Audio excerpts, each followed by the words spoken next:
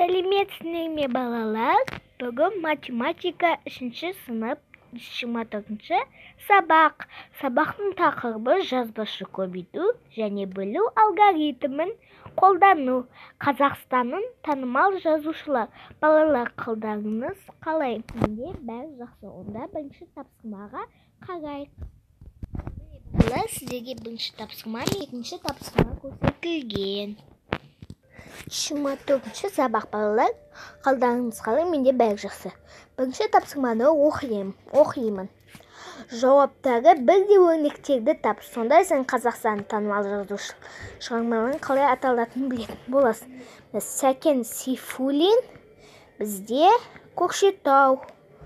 Сонда Көкшетау. Сәкен Сейфуллин, Көкшетау. Мағжан Жұмабаев, туған жер екен.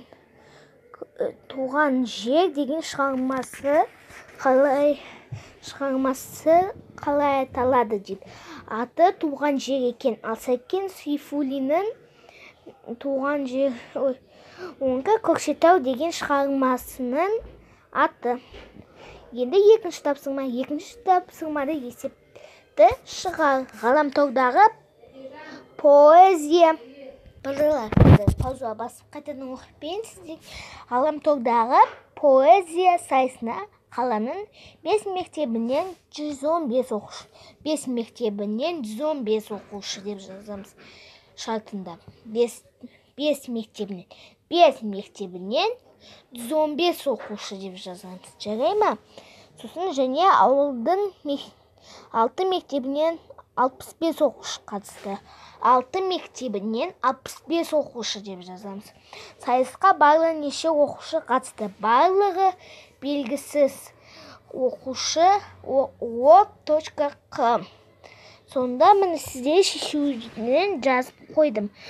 Жақша 5 көбейту 115, жақша қосу, жақша 6 көбейту 65, жақша тең 575, қосу 390 тең 965 болады бізде. Сонда жауабы сайысқа барлығы 965 оқушы қатысты жазамыз. Енді келесі тапсырма. Келесі тапсырма 3 пен 4. Сізге үшінші тапсырманы оқпен есепті шығар. Асы. Әдеби кеш өткізетін залды безендіру үшін 95 сары және 25 қызыл раушангүл сатып алынды. Сонда бірінші былай жазамыз. Безендіру үшін 95 сары раушангүл, сосын 125 қызыл раушангүл сатып алынды. Осы гүлдерден әр қайсына 5 раушангүлден топтастырып гүлшоқтар жасалды. Қанша гүлшоқ жасалды? Балалар, бұның шартын сіздерге айтып, өздеріңіз ауызша жазып, дәптеріңізге жазыңдар. Мен сіздерге екінші тапсырманың шартын айттым, сондықтан үшінші тапсырманы өзіңіз жасап шығарамыз. Шешуі жақша 95 қосу 125, жақша бөлу 5-тен 44, жауабы 44 гүлшоқ жасалды. Енді төртінші тапсырма. Үшінші тапсырмада балалар әсібі шешу осындай болатын есеп құрастырам. Жарай ма? Төртінші тапсырма. Кесте бойынша есеп құрастыр. Мысалы, мен сіздерге осындай есеп құрастырып аладым. Әсем дүкеннен 105 теңгеден 6 дана қойын дәптер сатып алды. 105 теңгеден 6 дана қойын дәптер жазамыз. Және 270 теңге тұратын альбом алды. 270 теңге тұратын альбом алды. Альбом алды деп жазбаймыз. Енді альбом А. деп жазамыз. Әсем оның барлығына 9 теңге төледім. Әсем қанша альбом сатып алды? Қанша альбом сатып алған белгісіз. Сонда барлығы бізде 900 теңге берген. Шешуі 9 азайту 105 көбейту 6 тең 270 бөлген. 270 тең 1. Сонда жауабында әлия 1 альбом алды. Енді келесі тапсырма. Балалар, мен 5-ші тапсырмады сіздерге сабақтың ең соңғы жерінде көрсететін болам. Ал енді осы теңдеулерді шығар дейді. Мен сіздерге теңдеулерді жазып көрсетіп бердім. Осыны жазып алыңдар, жарай ма? Ал енді біз келесі тапсырма балалар, 2-ші бағаны. Ал енді біз келесі тапсырма бағамыз. 7-ші тапсырма бұл. 7-ші тапсырмада сіздерге шартын көрсетіп қойдым. Мерекелік концертті 120 қыз және 180 ұл тамашалады. Олар әр қатарға 20-дан отырды. Олар қанша қатарға отырды? Ол үшін қыз 120 бұл асы балалар. Ал ол 180 бөлімді 20-дан қатар саны белгісіз. Шешуі жақша 120 қосу 180, жақша бөлу 20 тең 15. Сонда жауабы 15 қатарға отырды. Ал енді 7-нің әсі.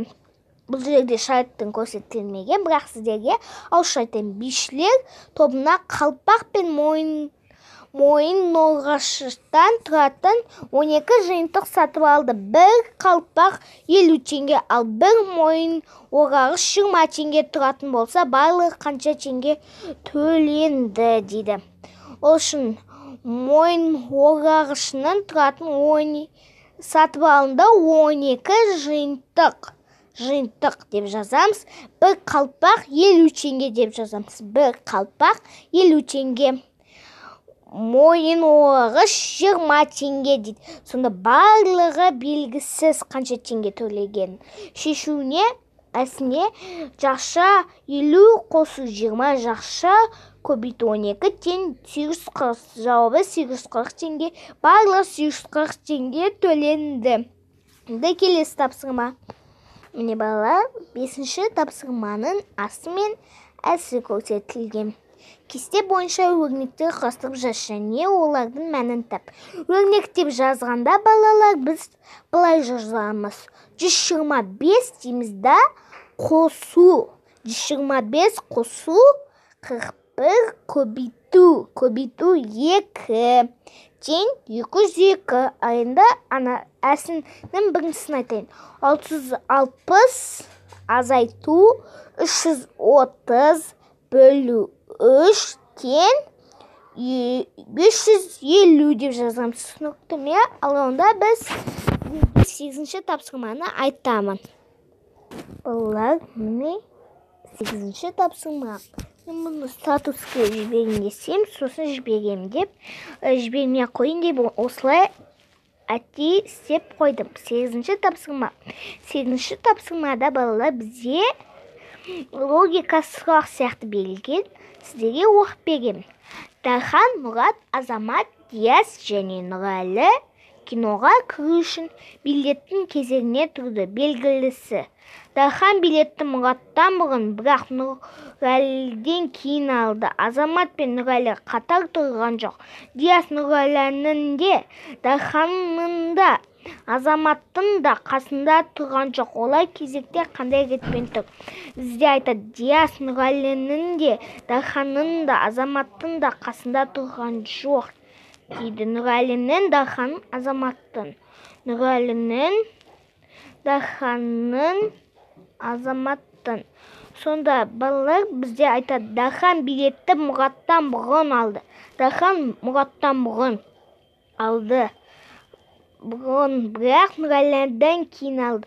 Сонда Нұрәлі, Азамат пен Нұрәлі қатар тұрған жоқ дейді. Сонда бірінші бізде Нұрәлі болғаны, Нұрәлі, сосын Дархан болғаны, сосын Дархан билетті Мұраттан бұрын. Сондан кейін бірінші Нұрәлі, сосын Дархан балалар. Нұрәлі, сосын Дархан, сосын айтады, Диас Нұрәлінің де, Дарханның да, Азаматтың да қасында тұрған жоқ. Олар кезекте қандай ретпен тұр дейді. Сонда бізде бірінші Нұрәлі, сосын Дархан, сосын балалар мен ойлаймын Мұрат, бұл айтты Азамат пен Нұрәлі қатар тұрған жоқ. Азамат Диас Нұрәлінің де, Дарханның да, Азаматтың да қасында тұрған жоқ. Онда Диас бізде тек қана бізде айтады. Диас тек қана бізде мысалы Нұрәлі дедім, сосын не балалар? Дархан дедім, сосын Мұрат дедім ме? Сонда Мұраттан кейін Диас, түсінікті ме? Мұраттан кейін Диас, балалар, міне, бірінші Нұрәлі, сосын Дархан, сосын Мұрат, сосын Диас, сосын Азаматтың қасында тұрған жоқ. Жарайды, балалар, бұны мен өзімде түсіне алмадым, балалар. Сондықтан 8-ші тапсырманы сіздерге үйге беремін, сосын 3-тің әсін үйге беремін. Ал енді балалар, ең соңғы сабақтың тақырыбы бойынша тапсырма мен сұрақтар құрастыр дейді. Ойынмен бөліс, ойластыр, ұсын. Мысалы балалар, ойынмен бөліс, ойластыр, ұсын. Көріңіздер ме? Ұсын, ойластыр, ойынмен бөліс мысалы. Осылай болады, жарайды балалар. Бүгінгі сабаққа назарларыңызға рахмет. Жарайсың. Маған көп көмектескендеріңе рахмет. Сау болыңдар.